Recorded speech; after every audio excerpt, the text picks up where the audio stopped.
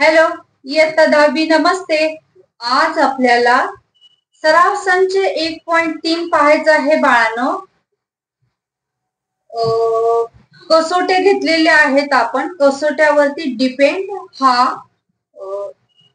1.3 असणार आहे, कारण कसोटी फार महत्वाची आहे. कसोटीवरूनच आपल्याला गणित सोडवायची आहे. कसोटी चुकीची लिहिली तर गणिताची मार्क्स भेटणार नाही. त्यामुळे याच्या पूर्वीचा व्हिडिओ अगदी व्यवस्थित पहा, कसोट्या शिका आणि नंतर हा व्हिडिओ पाहिला तरी चालेल. चला तर मग काय सांगितलंय बघा. समांतरभुज चौकोन ABCD मध्ये बिंदू Q बिंदू काय आहे, त्याचे कर्ण छेदतात. समांतरभुज चौकोन ABCD चे कर्ण बिंदू Q मध्ये छेदतात. छेदत असतील तर सांगितले 2QA बरोबर QC आहे, 2QB बरोबर QD आहे, तर DC बरोबर 2AB हे सिद्ध करा. चला तर मग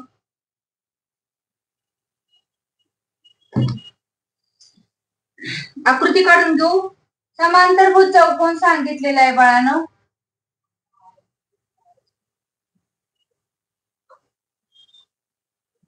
हा समांतरभुज चौकोन आहे. त्याचे कर्ण कुठे छेदतात म्हणून सांगितले, एकमेकांना Q मध्ये.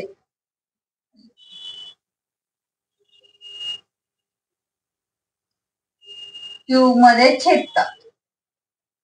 तर A B C आणि D असं समांतरभुज चौकोनाचं नाव दिलेलं आहे. आपल्याला काय सांगितलंय, 2QA बरोबर QC, 2QA बरोबर QC आणि काय माहिती दिलेली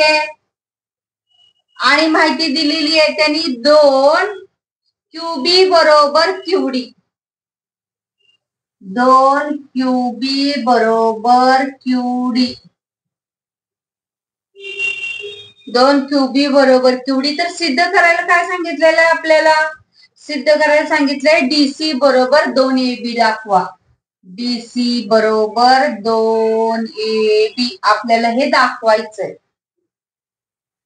कसं दाखवायचं बाळांनो, याच्यामध्ये दोन त्रिकोण काय करायचे, दोन त्रिकोण तयार करूया. दोन त्रिकोण कोणत्या कसोटीनुसार एकरूप होतात हे पाहूया, त्यांच्या संगत बाजू मांडूया आणि त्या संगत दिलेल्या बाजू बरोबर या बाजूंचं गुणोत्तर लिहूया. सिद्ध होते. बघा मी काय म्हणते, हे कळालं नसेल तर काय सांगितलंय पहिल्यांदा, 2QA बरोबर QC हे काय केलेलं आहे, दिलेलं आहे, दिले आहे. मग गुणोत्तर कसं तयार करता येईल, QA अपॉन QC बरोबर 1/2 तयार होईल का नाही. हे QA इकडे आणलं, इथं काय नाही म्हणजे 1, इथं छेद 2. तर नंतर काय करायचं, 2QB बरोबर काय दिलेलं आहे, त्यांनी QD दिलेलं आहे. 2QB बरोबर QD. मग 2QB बरोबर QD दिलेला आहे, तर यानुसार मांडून घेऊया. 2QB बरोबर QD हे पण दिलेले आहे, मग आता काय करायचं, 2QB बरोबर QD दिलेला आहे, हे QB छेद QD बरोबर 1/2. याला आकडा फार तर 1 देऊ, याला 2 देऊ. हे दोन आकडे तयार झाले आपल्याला. आता काय करू, दोन त्रिकोण घेऊ. कोणते, हा घेऊ AQB हा वरचा आणि खालचा घेऊ CQD. या दोन त्रिकोणाचा विचार केला असता बघा काय दिसल, इथपर्यंत त्यांनी दिलेलंच मांडून घेतलेलं आहे. आपण आपल्या मनाचं काहीही केलेलं नाही. आता दोन त्रिकोण AQB आणि CQD मध्ये बघा या बाजू आहेतच, या इकडची बाजू समान म्हणजे इकडची बाजू समान. कसे येणार, QA छेद QC बरोबर QB छेद QD बरोबर 1/2. किती वरून 1 व 2 वरून हा आकडा कितवा तयार झाला? तिसरा. हा आकडा तिसरा तयार झाला. 1 व 2 वरून लिहिलं की नाही तर. मग बघा याच्यामध्ये ह्या दोन बाजू आहेतच. QA आणि QC समप्रमाणात आहेत, BQ आणि QD समप्रमाणात आहेत आणि त्याच्यामध्ये हा कसला कोण आहे? विरुद्ध कोण. मग झालं दोन बाजूंच्या मध्ये जर कोण असेल तर कसोटी शिकलोय कोणती? बाकोबा कसोटी. मग काय करायचं? दोन त्रिकोणांचा विचार करूया. त्रिकोण AQB व त्रिकोण CQD मध्ये काय मांडता येईल? QA छेद QC बरोबर QB छेद QD. किती वरून लिहायचे हे? 3 वरून. 3 वरून तयार केलं ना आपण. आणि हे कोण घेऊया? कोण AQB, कोण AQB एकरूप कोण CQD. कारण कसले कोण आहे ते? विरुद्ध कोण बाळांनो. विरुद्ध कोण म्हणजेच हे दोन त्रिकोण एकरूप झाले की नाही? कोणती कसोटीनुसार? त्रिकोण AQB समरूप त्रिकोण CQD कसोटी. बाजू कोण बाजू? बाकोबा कसोटीनुसार. इथं जर कसोटी लिहिली नाही तर मार्क्स मिळणार नाही, हे नेहमी लक्षात असू द्या. चला तर मग आता बघा हे झालं. आता याच्या प्रमाणात बाजू लिहायची आहे. प्रमाणात बाजू लिहिण्याच्या अगोदर वरचं आपण काय करू? थोडस पुसून घेऊ, आपल्याला लागणार आहे.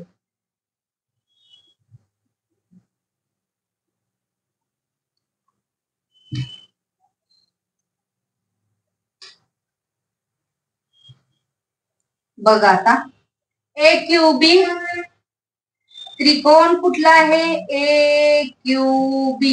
आणि दुसरा त्रिकोण कुठला आहे? समरूप त्रिकोण CQD आहे ना. मग याच्या बाजू कशा येतील? पहिली दोन बाजू आपण QA घेऊया. इथं उलटी जरा मांडूया. QA छेद QC म्हणजे याप्रमाणे येईल. त्यानंतर QC बरोबर QB छेद काय येणार? दुसरी QD. तिसरी बाजू आता AB छेद CD. काय लिहायचं? प्रमाणात बाजू. प्रमाणात बाजू किंवा बाजू प्रमाणात. समरूप त्रिकोण म्हणजे बाजू. आता बघा याच्या अगोदर तिसरं आपण लिहिलेलं काय लिहिलेलं? या दोन्हीची किंमत किती होती? 1/2.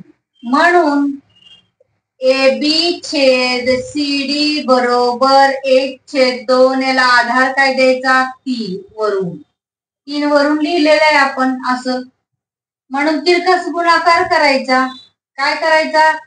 2 सिद्ध करायला काय सांगितलंय? DC. मग इथं DC करून घेऊया आपण.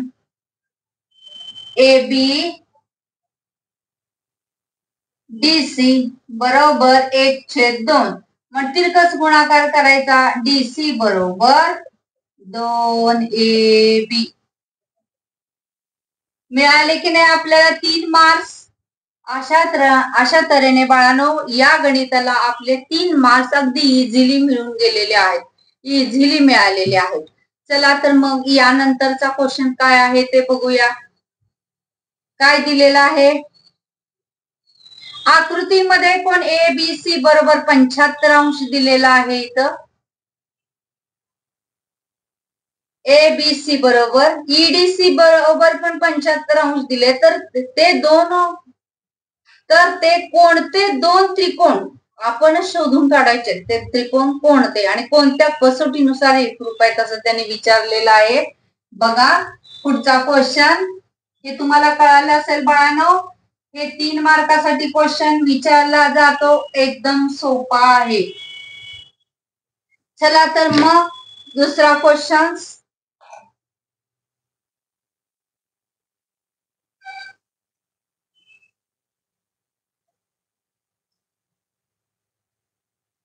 असं दिलेलं आहे त्यांनी. हा 75 दिलाय.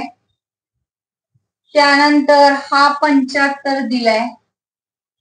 75 वाला कोणता कोणता कसा वाचलाय? A B C. A B C बरोबर 75 वाचलेला आहे. आणि ई डी सी, ई इथं डी आणि हा सी, हा 75 दिलेला आहे. तर त्यांनी या दोन त्रिकोणामध्ये म्हणजे कोणते दोन त्रिकोण तयार होतात हे आपणच सांगायचंय आणि कोणते कसोटीनुसार होतात हे पण आपणच सांगायचंय. कारण एक बघा, एक आपल्याला हिंट दिली आहे. त्यांनी कोणती हिंट दिली आहे? गणित देत असताना त्रिकोण कसा वाचलाय? ए बी सी वाचलाय ना. हा एक त्रिकोण तयार झाला आणि ई डी सी हा एक त्रिकोण तयार झाला.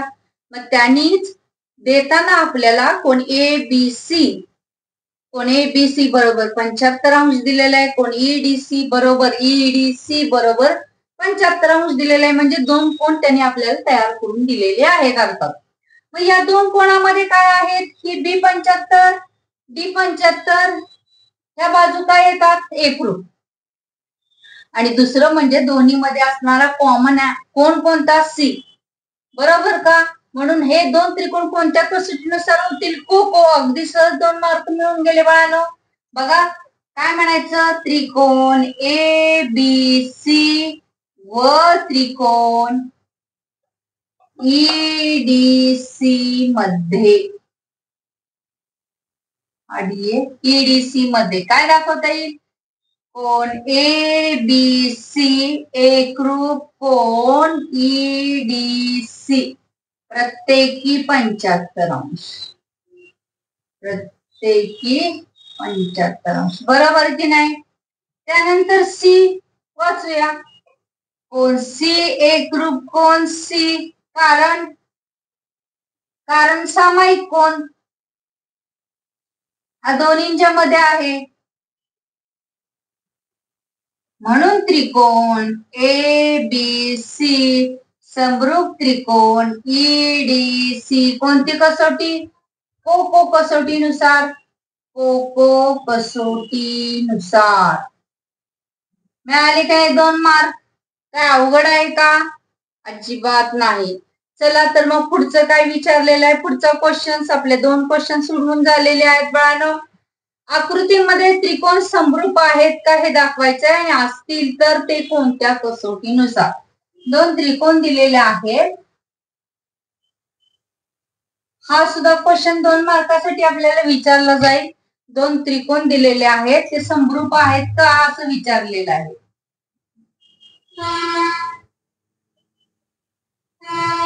असे 2 त्रिकोण दिलेले आहेत.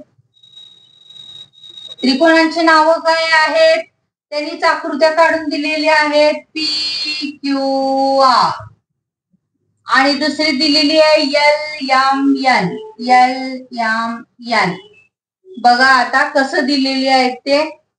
इथं 6, इथं 3 दिलेला आहे, इथं 10 दिलेला आहे, इथं 5 माप दिलेला आहे, इथं 8 आहे, इथं 4 आहे.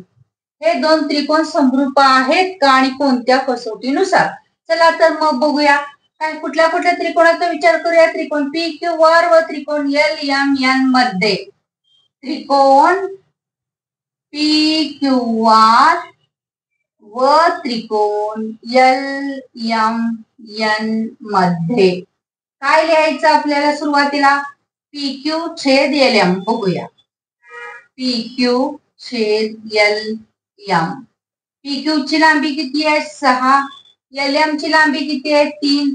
3 एके 3, 3 दुनी 6, 2 छेद 1. आकडा इथं 1 दिली. त्यानंतर कोणती बाजू घेऊया इथं? Q R. क्यू आर छेद काय घ्यायची? M N. क्यू आर ची किंमत किती आहे? 8. एम एन ची किती आहे? 4. 4 एके 4, 4 दुनी 8, 2 छेद 1. आकडा दुसरा. त्यानंतर काय घ्यायच्या? कडेच्या 2 बाजू पी आर आणि एल एन. पी आर छेद एल एन. पी आर ची व्हॅल्यू 10 आहे, एल एन ची व्हॅल्यू 5 आहे. 5 एके 5, 5 दुनी 10, 2 छेद 1 ही तिसरा आकडा. मग 1 व 2, 1, 2 आणि 3 वरून काय दिसतंय बाळांनो तुम्हाला? हे सगळे समान आहेत ना, म्हणजे हे सगळे काय असणार आहेत, समान. म्हणून काय लिहिता येईल, पी क्यू छेद एल एम बरोबर क्यू आर छेद एम एन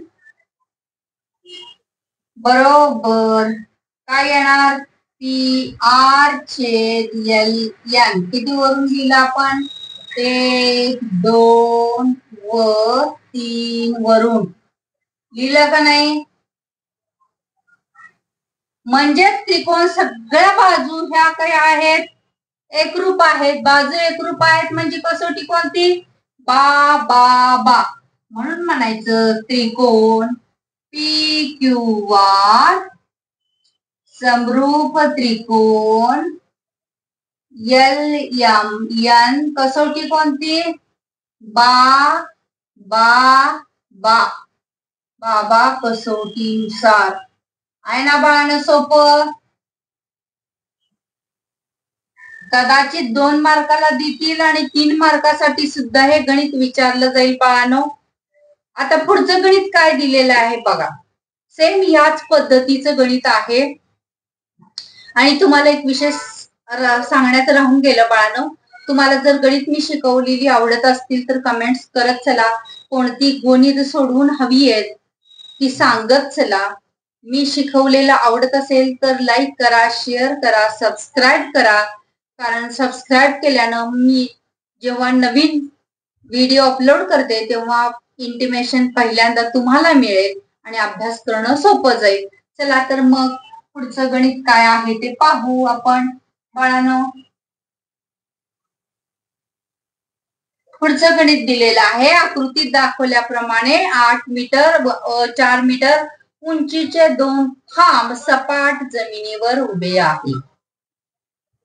सूर्यप्रकाशाने लहान खांबाची सावली 6 मीटर पडते तर त्याच वेळी मोठ्या खांबाची सावली किती लांबीची असेल असं विचारलेलं आहे. 2 खांब उभे आहेत आणि त्या 2 खांबाची सूर्यप्रकाशाने म्हणजे दुपारच्या वेळेला असेल, सूर्यप्रकाशाने त्याची काय पडलेली आहे, सावली.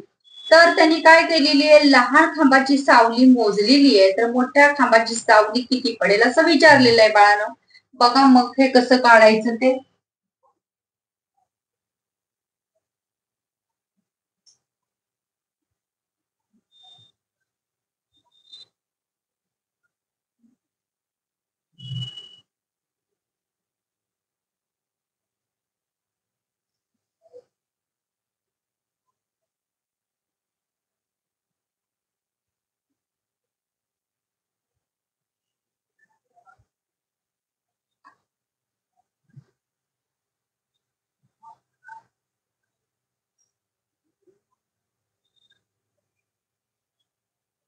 हे 2 खांब आहेत. काय आहेत, हे 2 खांब आहेत. तर हा तिथं पी क्यू आणि काय दिलेलं आहे त्यांनी, सॉरी इथं आर दिलेला आहे आणि इथं क्यू दिलेला आहे. असा त्रिकोण पी क्यू आर वाचलेला आहे. आणि इथं ए बी सी, इथं ए इथं बी आणि सी. कारण तुम्हाला माहिती आहे तुमची सावली कुठे पडते, पुढंच तिरपीच पडते ना. मग बघा या खांबाची उंची त्यांनी किती दिलेली आहे, 4 मीटर दिलेली आहे. एकक दिलेला आहे 4 मीटर. आणि दुसरा खांब मोठा आहे, याची लांबी किती आहे, 8 मीटर. काय सांगितलेलं आहे त्यांनी, याची किती पडते, 6. तर याची किती मानू आपण, x. बरोबर का. ही लांबीची ही पडलेली सावली आहे याची. तर हा सूर्यप्रकाश इथं आला की याची ही पडलेली सावली असणार आहे. मग बघा आता पहिल्यांदा काय करायला हवं बाळानं, हे 2 त्रिकोण आपल्याला समरूप दाखवणं फार गरजेचं आहे. काय म्हणणं गरजेचं आहे, कारण दोन्ही खांब कोणतीही वस्तू जमिनीवर उभी राहत असताना ही 90 अंश कोणात उभी राहते, बरोबर की नाही. म्हणजे हे किती अंशाचे असणार, तर 90 अंश 90 अंशाचे असणार. म्हणजे हे दोन्ही समरूप त्रिकोण आहेत. मग डायरेक्ट, कारण इथं कोणता कोण कशाशी एकरूप दिलेला नाही, दोन खांब आहेत म्हणजे त्रिकोण ए सी बी आणि पी क्यू आर आणि एबीसी हे दोन समरूप त्रिकोण आहेत. मग काय करूया, त्रिकोण ए सी बी समरूप त्रिकोण किंवा त्रिकोण पी आर क्यू असं करूया. त्रिकोण पी आर क्यू समरूप त्रिकोण ए सी बी. आता समरूप आहेत म्हटल्यानंतर बाजू ह्याच्या कशा मांडायच्या बघा. पहिली बाजू पी आर, ही पी आर, पी आर छेद काय येणार आहे इथं एसी, पी आर छेद एसी बरोबर आर क्यू. दुसरी बाजू कोणती आहे आर क्यू, ही आर क्यू छेद ही बाजू ही बीसी किंवा सीबी बरोबर की नाही. मग कारण तिसरी बाजू पी क्यू ही काही घ्यायची आपल्याला गरज नाही कारण याचं काही काढायचं नाही. पी आर ची लांबी किती आहे इथं 4, एसी ची लांबी किती दिलेली आहे बाळांनो 8, आर क्यू किती दिलेला आहे 6, सीबी किती दिलेला आहे एक्स तिरकस गुणाकार करायचा 4 गुणिले एक्स बरोबर 6 गुणिले 8 म्हणून एक्स बरोबर 6 गुणिले 8 छेद 4, 4 एके 4, 4 दुनी 8 म्हणून एक्स बरोबर 6 दुनी 12 मीटर. मग मोठ्या खांबाची सावली किती पडेल 12 मीटर. आहे ना सोपं. हे गणित तुम्हाला 2 मार्कासाठी किंवा 3 मार्कासाठी दिलं जाईल. बाळांनो सुरुवातीपासून अभ्यास करा, तुम्हाला काहीच अवघड जाणार नाही. आणि कसोट्यावरूनही त्याचं मूलभूत काय आहे बघा, कोणती कसोटी आहे, कशावरती डिपेंड आहे, कोणत्या प्रमेयावर डिपेंड आहे, कोणत्या सिद्धांतावर डिपेंड आहे, हे जर लक्षात आलं तर गणित फार सोपी आहे, तुम्ही अतिशय सोपी आहे. थँक्यू विद्यार्थ्यांनो. लाईक करा, शेअर करा, सबस्क्राईब करा.